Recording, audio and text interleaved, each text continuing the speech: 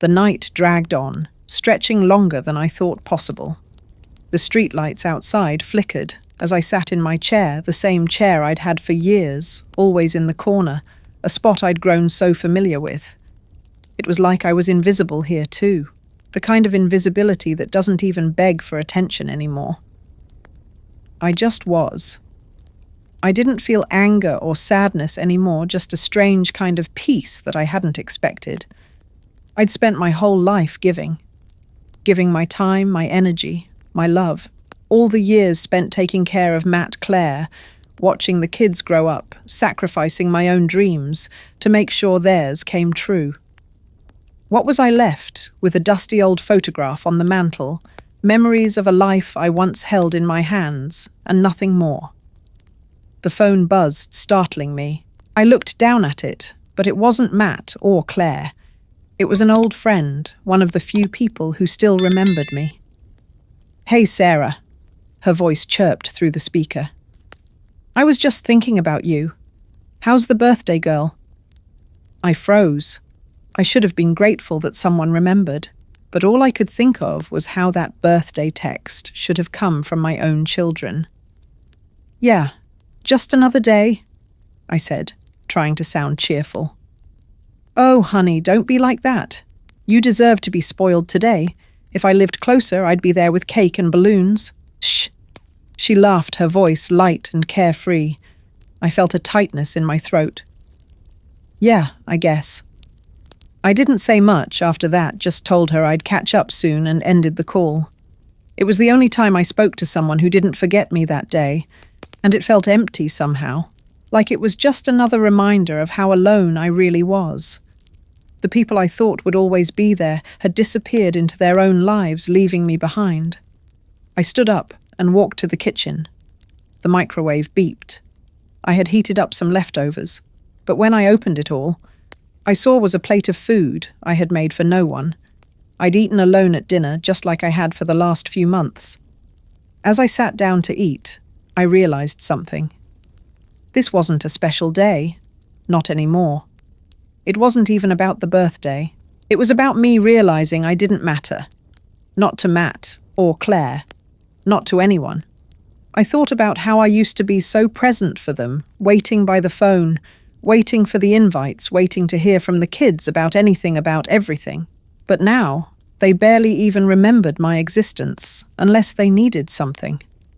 I looked at the empty chair across from me. It used to be filled by my husband, Charlie, before he passed. I used to feel warmth when he'd sit down here, share the little moments with me, and we'd laugh about the kids, our own private jokes. But that was years ago. It felt like a lifetime. I thought about getting up, maybe going for a walk to clear my head, but I didn't want to. I didn't want to pretend that it was fine, that everything was fine. I'd spent my entire life putting everyone else first. Now here I was, forgotten. And what hurt more than anything was that I didn't even know how to get their attention. Maybe I didn't want to anymore. Maybe this silence had become my truth. The clock ticked, the sound almost unbearable in the silence of the house. And in that moment, as I sat at the kitchen table, the empty plate in front of me, I realized I was done waiting. Done begging for them to show up. Done hoping they'd see me. I didn't need them to define me anymore. I stood up from the table, walked to the living room, and without a word, without hesitation, I took down the family photo. The one above the fireplace.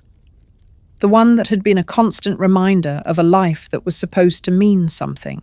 The weight of it in my hands felt heavier than I expected, the glass, sticky with dust. I walked into the hallway, opened the closet, and placed it inside a box, along with the holiday decorations I'd never use again. The absence on the wall felt like a breath of fresh air. No more pretending. No more lying to myself. That picture, those smiles, those memories, they weren't mine anymore. They weren't even real. So I took it down, and just like that, the house felt different. The wall felt honest. The emptiness didn't sting anymore. It felt like freedom. I stepped back into the living room and let the quiet wash over me. I didn't need them, not anymore. I wasn't invisible. I wasn't just their mother or their grandmother, or the one who was always there when they needed something. I was Sarah, and that was enough. It was a few days before I even thought about picking up the phone again. I don't know why.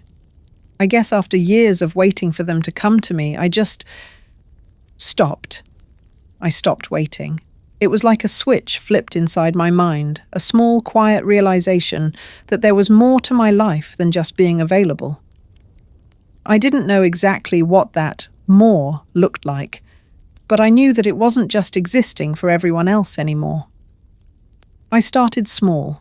One morning, I signed up to volunteer at the community centre, a little place down the street where they hold arts and crafts for the kids' yoga for seniors and sometimes a potluck or two. The first time I went, I nearly backed out. I stood in the parking lot staring at the front door, my hands shaking as I thought, what am I doing here? Who would even want to talk to me? But something inside me refused to turn away.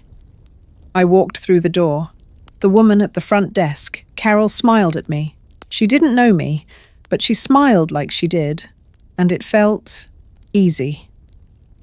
She asked me to help with a seniors' arts group, nothing fancy, just putting out supplies, making sure the paint didn't spill on the floor, and chatting with the women while they worked. I was awkward at first, fumbling with the glue sticks and trying to keep up with their chatter. But the more I helped, the more I felt a part of something that wasn't just my family's drama, their guilt, or their silence.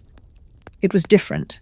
They asked me questions about myself, how long I'd lived in town, if I'd ever painted before, if I liked to cook. Simple things that felt like I mattered for once, not because I was someone's mum, but just because I was me. I didn't realize how much I needed that until I found myself laughing at something silly one of the ladies said. I wasn't invisible here. A few weeks passed, and I kept going back. I didn't tell Matt or Claire. I didn't think they'd care, not really. Not the way these women did, who sat with me and listened to stories about my past, who gave me a chance to talk without interrupting. Carol, the woman at the desk, had become a friend. She didn't know much about my family, but she'd ask how things were going at home. I'd always shrug it off. Oh, same old. They're busy. But Carol knew. She could tell from the way I talked, from the way I avoided eye contact when I mentioned them. So one day, she asked me gently, Sarah, when was the last time someone really listened to you, without offering advice or trying to fix things? I hadn't realized how much I missed being heard until that moment. It's been a while, I said quietly. A long time.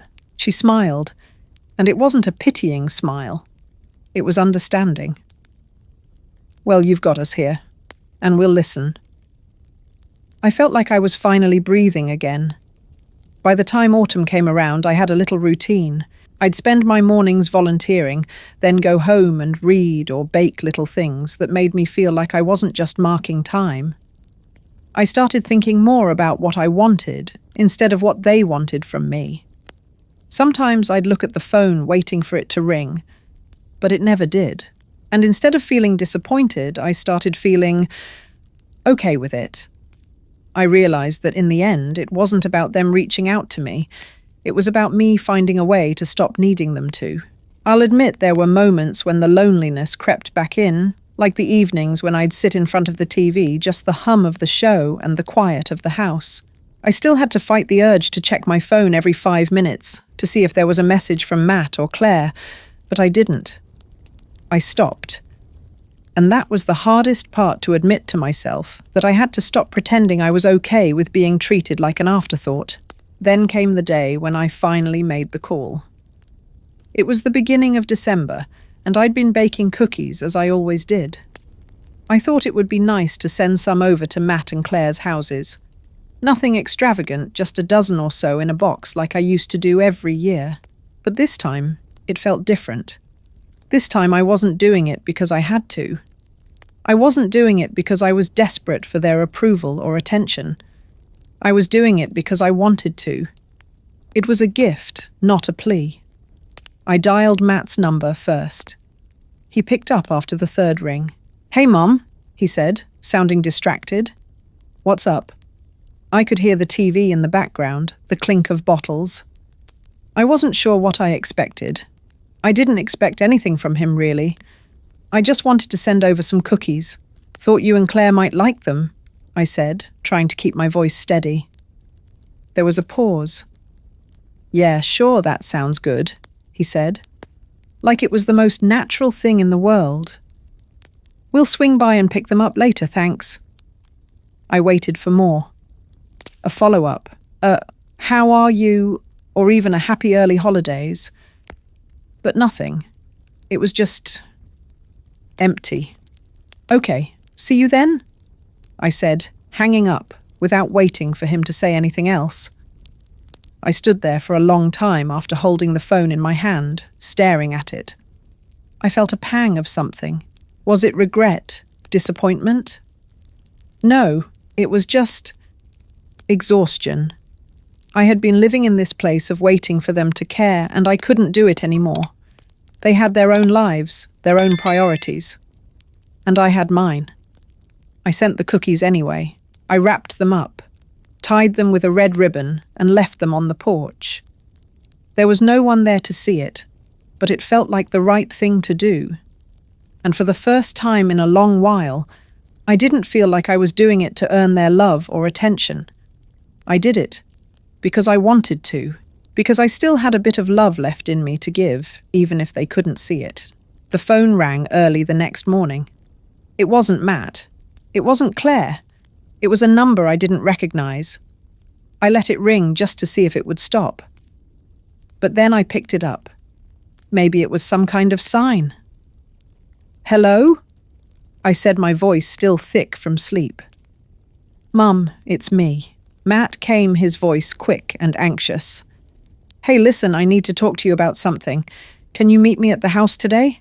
I didn't say anything for a moment. I wasn't sure what I expected, but it wasn't this. "Yeah, sure. What's going on?" I finally asked, keeping my tone neutral, careful not to show the flood of emotions I wasn't ready to deal with yet. "I'll explain when I see you. Just, can you come by? It's important." He paused. "I really need your help with something." It was the first time in months I'd heard those words from him. I need your help. But something in his voice told me that this wasn't about a simple favor. I didn't know what it was about, but I knew it wouldn't be good. "All right, I'll be there," I said. No hesitation. It felt like it should have been a bigger decision, but it wasn't. It was just another moment when I let myself be drawn back into their drama. "I'll be there," I told myself, and that was that. I made the drive over to his house, trying not to think about how I'd spent the last few weeks rebuilding my sense of self, trying not to think about how this moment might undo all that progress. The trees along the side of the road had started to change color, but it felt like the season had passed me by. When I got to Matt's place, the first thing I noticed was the car in the driveway. It was unfamiliar. A sleek new model, like one of those cars that cost more than a year's worth of groceries. I didn't ask him about it when I walked inside, but it bothered me. It wasn't his, I knew that much. Matt was in the living room when I walked in. He didn't get up immediately, which was unusual. Normally he'd greet me with a hug, or at least a handshake. But today, he just sat there looking a little disheveled. "Mum," he said, his voice tight. He looked me over like he was trying to figure out what I was thinking, maybe deciding if I was going to make this harder than it had to be. "What's going on, Matt?" I asked, trying to keep the calm that had been building in me for weeks, ever since I stopped letting their needs control my life. I couldn't let him knock me down again. He exhaled, standing up and walking toward me. "I need you to sign some paperwork," he said, almost too casually. "It's for the house, the title transfer." He handed me a set of papers, but I didn't take them right away. Instead, I just stared at him. "The house?" I asked, my voice steady, though a part of me was starting to burn with something unfamiliar. Why do you need me to transfer the title? Matt shifted uncomfortably, his eyes darting around the room. Well, you know, with Claire and me planning on doing some remodeling and no Matt. Why now? I interrupted, my pulse quickening. Why are you asking me to sign this now? Why haven't you talked to me about it before? He hesitated, clearly thrown off by my directness. For a moment, he didn't say anything, and I could feel the tension rising between us. He wasn't just asking for a title transfer, he was asking for something bigger, something I hadn't expected. I think it would just be easier if the house was in my name, he said. You don't need to worry about the upkeep anymore. We'll take care of it for you, Mom. You've done enough. He gave me that smile, the one that always made me feel like I was doing something wrong by not just agreeing. I didn't know what I expected, but this wasn't it. I stood there looking at him, the years of pent-up frustration bubbling up to the surface. Done enough. Was that what he thought? That this was how he was going to repay all those years, by pushing me aside so he could take control of something that was mine? You've done enough. I repeated, my voice quieter now, but it was like something inside me snapped. It wasn't just anger, it was a deep, painful realization. I wasn't going to be invisible anymore. I wasn't going to be his backup plan. Not this time. I looked down at the papers in my hand, but I didn't take them. I set them down on the coffee table between us and folded my arms across my chest. No, Matt, I won't sign these. He stared at me, his face falling. What, Mum? I don't have time for this. You're just making things harder. I shook my head, a bitter laugh escaping my lips. No. What you're doing is making things harder. You think I don't see what's happening here? You want the house in your name, but it's not just about the house, is it? It's about control. It's about getting what you think is owed to you. Well, I'm done. You don't get to make those decisions for me anymore. His jaw clenched, and I could see the frustration in his eyes. I'm just trying to make it easier on you, Mum. This isn't about control. It's about family. Don't you get it? No, I get it, Matt. I said, my voice calm but firm. It's about you taking whatever you can. I've spent my whole life making things easier for everyone else, and look where it's gotten me. Forgotten. Invisible. I've done enough. I was doing enough. But not anymore. Matt opened his mouth to speak, but I didn't let him. I'm done. I said, my voice steady now, stronger than I ever thought I could be. Done being the one who always says yes. Done being the one who always cleans up the messes. Done pretending like I don't matter. I'm taking control of my life now, and I won't apologize for that. I could see the shock on his face as I turned and walked toward the door. I didn't look back. I didn't need to. As I stepped outside, I felt the weight of something lift off my shoulders. I wasn't just walking away from Matt or from this house. I was walking away from the idea that I had to prove my worth to anyone, especially not my children. For the first time in years, I felt free. I didn't expect it to happen so fast. The ripple effect, I mean. You think you're standing firm in your own truth, doing what's right for you, but sometimes standing up for yourself means everyone else around you has to readjust too. And let me tell you, my family was not ready for me to stop being the easy one. The phone rang again that night. I saw Matt's name flash on the screen, but I didn't pick up. He left a voicemail, of course. I didn't listen to it. Not then. I didn't have to. I could guess exactly what he was going to say. Something about, we need to talk, or this isn't over, or maybe a few more sob stories about how he couldn't make it through the holidays without me, how he had so much going on, and this was just one more thing he needed me to take care of. I didn't bother. I deleted it. I wasn't going to be manipulated anymore. I wasn't his safety net anymore. But the next day, Claire called. I picked it up, half expecting her to be just as upset as Matt was. Mom, can we talk? Her voice was tight, anxious, like she was walking on eggshells. but I could hear the irritation in it too, just under the surface. I talked to Matt. He said you didn't sign the papers. I bit my lip.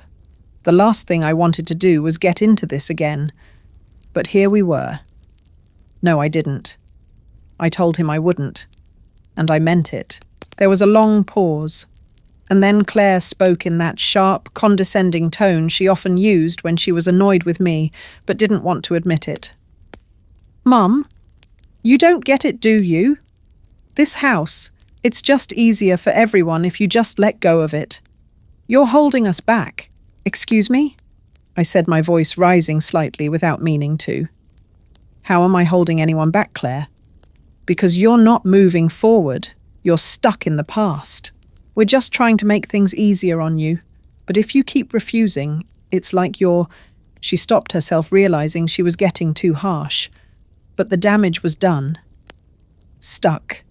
I asked quietly. You think I'm stuck? The anger flared up inside me, but I pushed it down just enough to keep the conversation from turning into a full-blown argument. I spent my life making everyone else's lives easier. Do you know what that's like, Claire?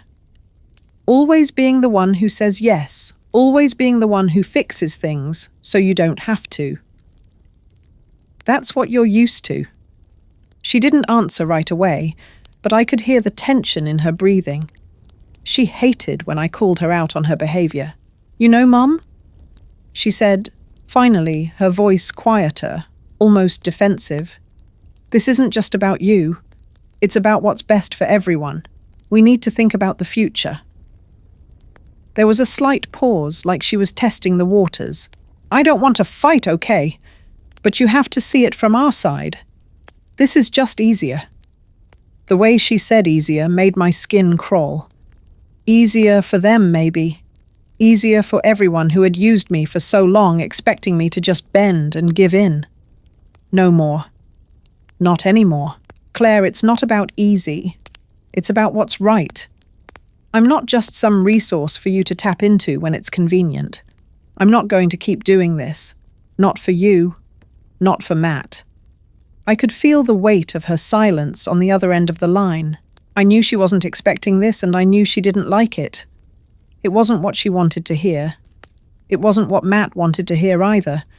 And for the first time in years, I didn't care. I think you should come over, Claire said, her voice cracking the irritation from earlier, replaced by something else now. Guilt. Maybe regret. Maybe we can talk about it. Really talk. I stood in the kitchen, staring out the window at the darkening sky, thinking about what had just happened, what I was doing. Was I really ready to do this, to sever the ties that had been holding me captive for so long? Was this the right choice? The phone beeped again, another voicemail from Matt. The familiar feeling of dread started to creep up, but I pushed it away. I didn't need to listen to him anymore. I didn't need to listen to anyone who didn't see me for who I was.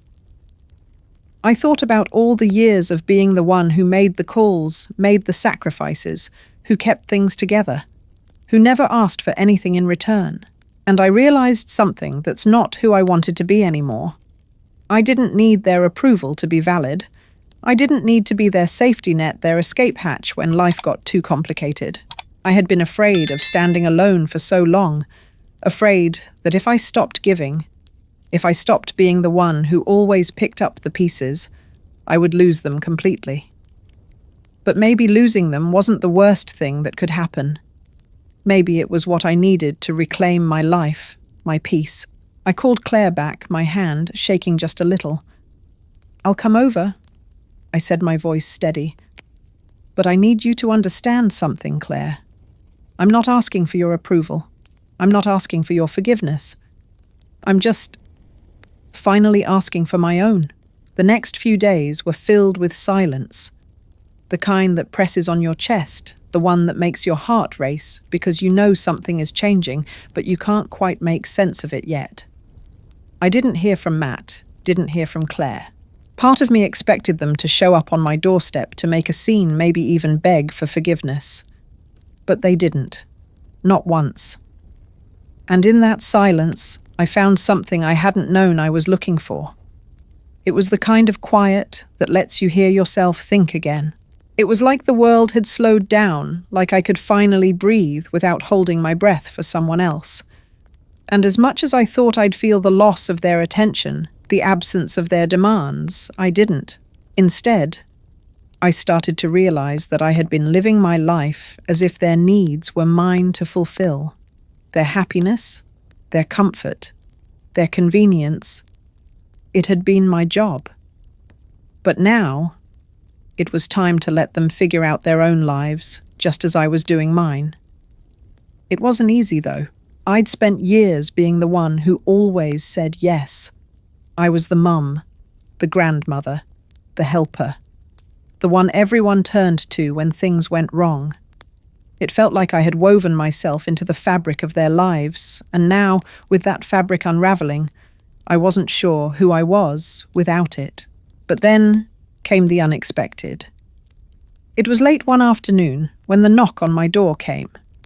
I didn't recognize the car parked in front of the house, new, shiny, expensive looking. But I didn't care.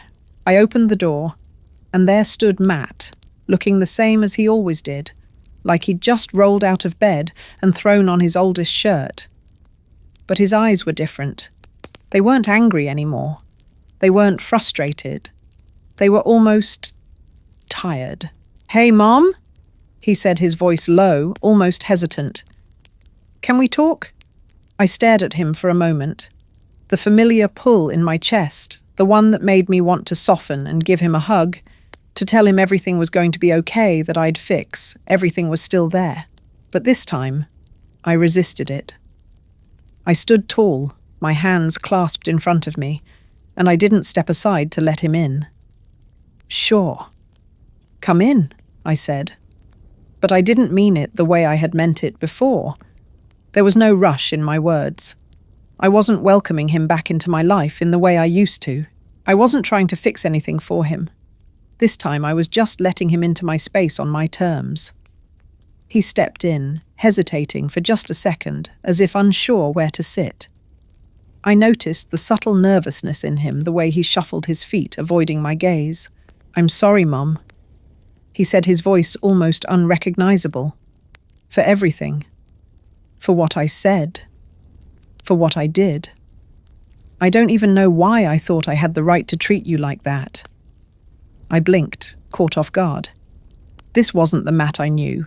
This wasn't the son who had demanded my attention, used my love as a crutch, and never truly acknowledged how much I had sacrificed.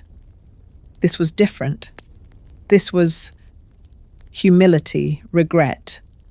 "You don't have to apologize," I said quietly, my voice a little softer than I wanted. "I don't need your apologies, Matt. What I needed was for you to see me.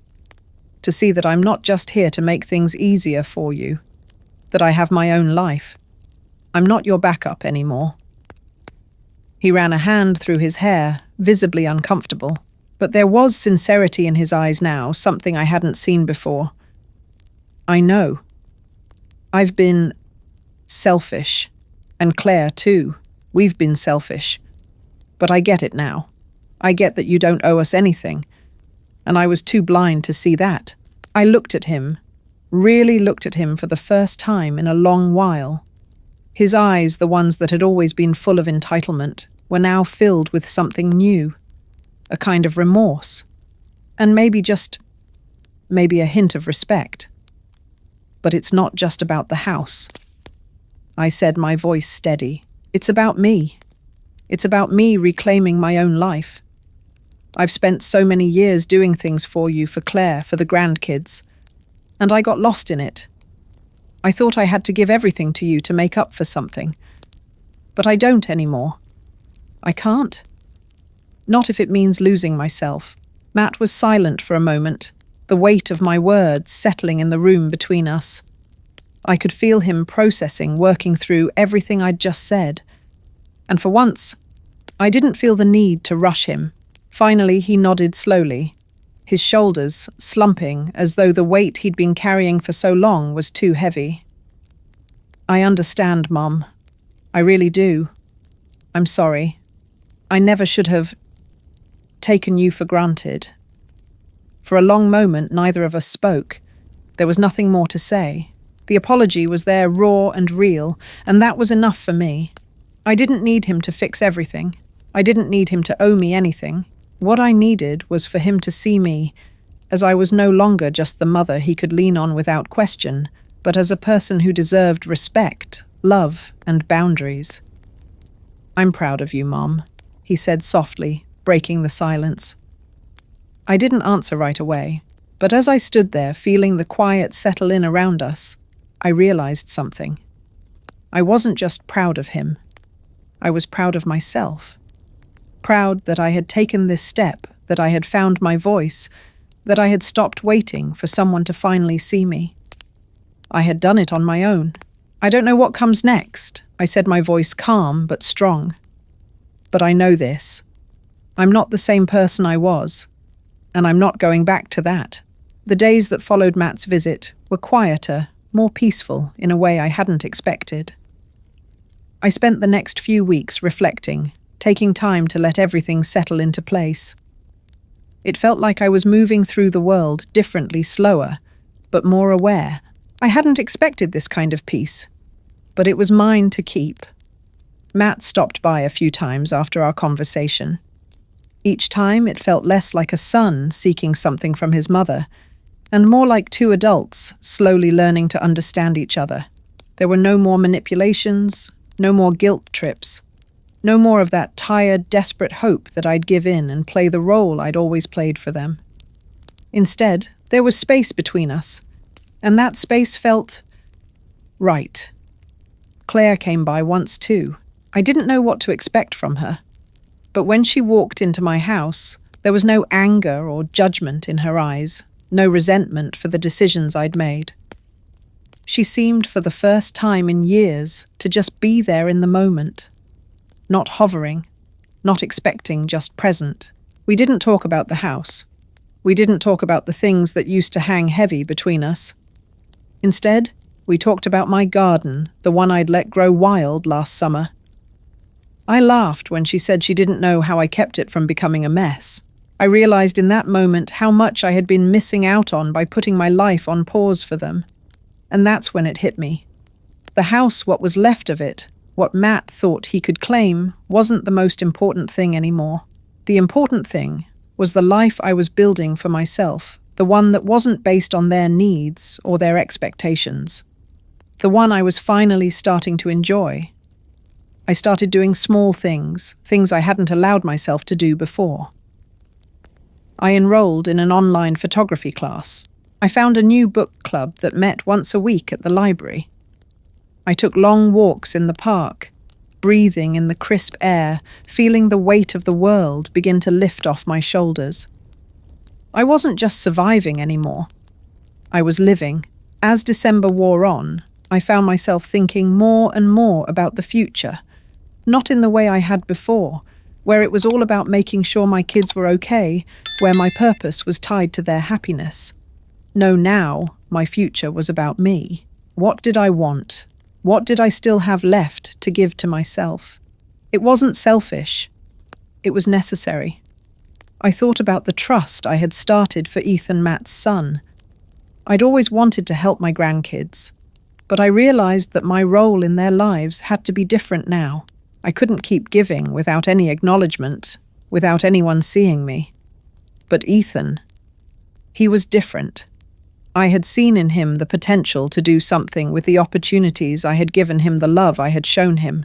I wanted to build something for him that wasn't rooted in the past, something that would let him rise to his potential without the weight of unspoken expectations.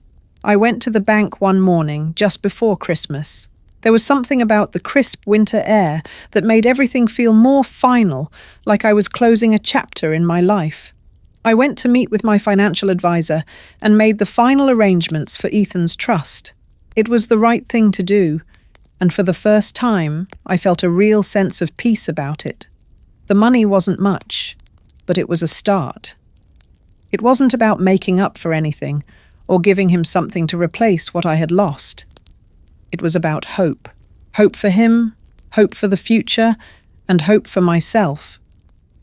It was the first time in years I wasn't doing something because I had to, but because I wanted to.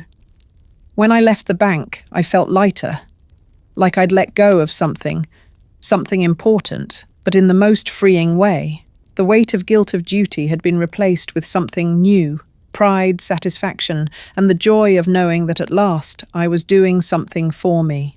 The next morning, I woke up to the soft golden light of a winter sunrise spilling through my window. The house was quiet, so quiet, and for the first time in months, I didn't mind.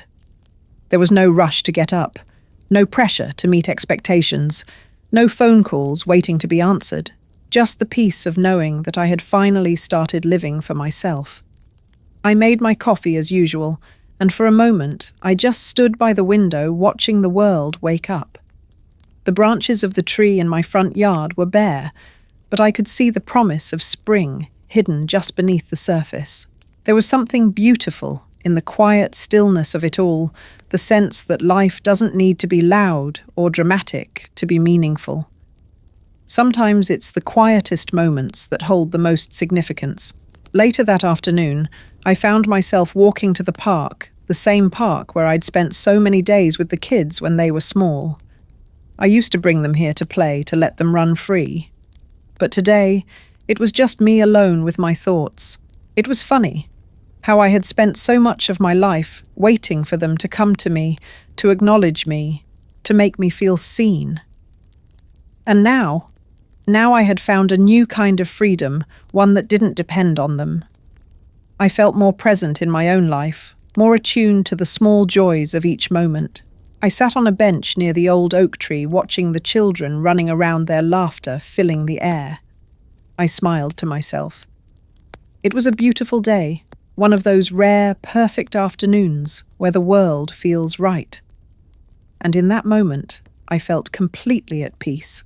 I wasn't just watching the world go by anymore. I was a part of it. Later that evening, I received a message from Ethan. He had sent me a text, a simple one, just asking how I was doing and telling me he was thinking about me. It was small, but it was enough. I didn't need grand gestures. What mattered was that someone remembered, someone cared. I sat down at the table, and for the first time in a long time, I didn't feel like I was missing something. I wasn't waiting for my children to reach out. I wasn't waiting for apologies, and I wasn't waiting for validation. The life I had lived, the sacrifices I had made, were mine. And now it was time for me to focus on what was coming next. What did I want out of life? What did I still have left to give? I wrote in my journal again, just like I had the morning after Matt's visit, but this time the words came easier. I wrote about the lessons I had learned, about the strength I had found in myself. I wrote about forgiveness, not just for my children, but for myself. I had spent so many years thinking I needed their approval to be okay, to be worthy of love. But I didn't need that anymore. I had me. The phone rang again late that night. I didn't even look at the caller ID this time. I knew who it was, Matt. I didn't feel the usual tightening in my chest when I saw his name. Instead, I felt calm, peaceful. I let it ring, then pressed the button to send it to voicemail. I wasn't running from him. I wasn't angry. I just wasn't going to let his need for closure dictate my peace anymore. And then a few minutes later, my phone buzzed again. It was a message from Claire. "Mum, I've been thinking a lot about what you said. I'm sorry. I was wrong to treat you like I did. I was caught up in my own stuff, and I never stopped to really listen to you. I hope you can forgive me. I love you." I stared at the message for a while, the weight of it settling in. This was it. The apology I had waited for, but didn't need anymore. It was a kind of closure I hadn't expected to come from them. It didn't fix everything. It didn't undo the years of neglect or selfishness, but it was a start. It was a step toward healing. And that was all I could ask for. I sat in the quiet of the night, thinking about all that had happened. The people who had walked away, the people who had stayed, the ones who had hurt me, and the ones who had helped me heal. It was all part of my story. It had shaped me, but it didn't define me anymore. I didn't need to explain myself to anyone. I didn't need to be their safety net. I didn't need to be anyone's fallback plan. I was living for me now, and that was enough. I picked up my phone and typed a response to Claire. I forgive you, Claire, and I love you too, but I'm doing things a little differently now. I'm learning how to put myself first, and that means I'm not going to apologize for it. It wasn't a grand gesture, and it didn't fix everything. But it felt like the right thing to say. For me, I set the phone down and went to bed, feeling the weight of the day lift off my shoulders. For the first time in a long time, I didn't feel like I was waiting for something to change. I wasn't waiting for their love, or their validation, or their approval. I had all the love I needed from myself, and that was enough.